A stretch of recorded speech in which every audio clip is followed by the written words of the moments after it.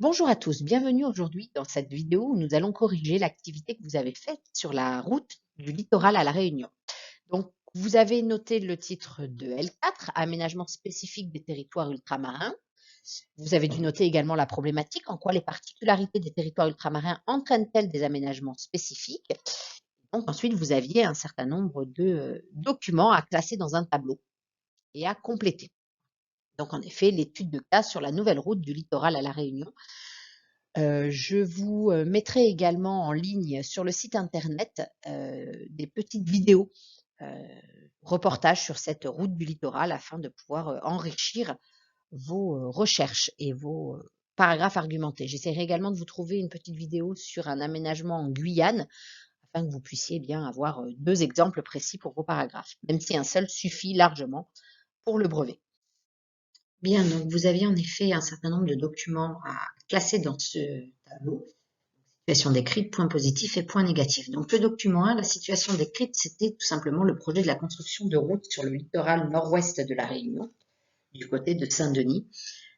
Le point positif, c'était que ça aiderait à la circulation dans une région où il y a une forte concentration d'activité et de population, et donc ainsi réduire les temps de trajet. Le point négatif, c'était la difficulté de réalisation technique, puisque cette route n'est pas sur terre, mais sur la mer, et bien évidemment le coût de la réalisation, puisque cette route du littoral est la route la plus chère du monde. Le document 2, lui, eh bien, c'était justification de la part du président de la région de La Réunion. Et bien évidemment, il n'y avait pas de points négatifs, que des points positifs, puisque pour lui, c'était à la fois des raisons sécuritaires, réduire les problèmes de circulation, dus aux éboulements et aux submersions de cette route qui était fermée très souvent. Le document 3, c'était une image de synthèse de la future route, donc on voyait bien qu'elle passait en pleine mer.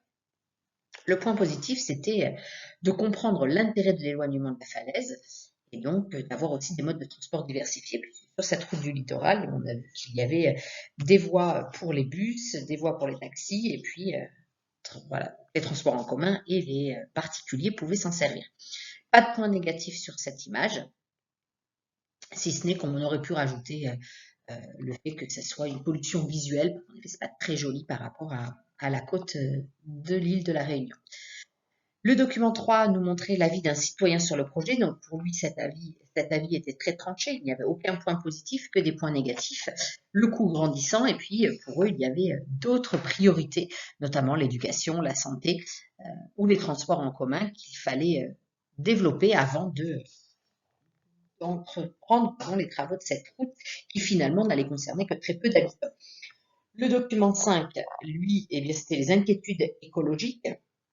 Encore pas de points positifs, que des points négatifs, un impact écologique très important, et les scientifiques qui s'étaient prononcés contre cette route puisque ça allait perturber à la fois la faune sous-marine, mais également la faune terrestre. Le document 6 reprenait la présentation du projet en nous apportant de nouvelles informations comme la création d'emplois importants et puis le financement qui était extrêmement lourd. Le document 7 nous représentait le relief de l'île et les difficultés de circulation.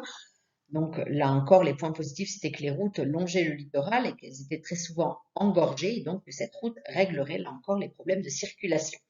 Pas de points négatifs sur cette carte à voir.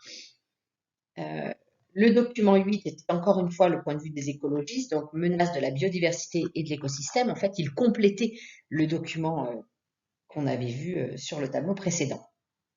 Le document 8B, c'était les contribuables qui nous expliquaient que la route était bien trop chère et que ça n'était pas une priorité. Le point de vue des élus qui rejoint finalement le point de vue du président de région, donc très important.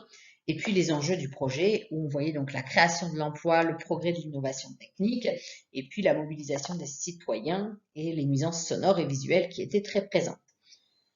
Voilà, donc ça c'était le travail que vous aviez à faire, ce tableau à compléter. Je vous propose maintenant une sorte de carte mentale schéma bilan.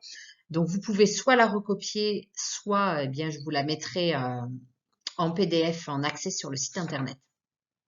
Donc le projet, c'est quoi?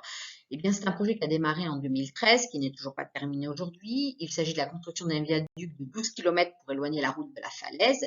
Et donc, c'est un financement tripartite, à la fois l'Union européenne, par l'intermédiaire du FEDER, l'État français et la collectivité territoriale de La Réunion. Cette route et ce projet, c'est pour répondre à des difficultés.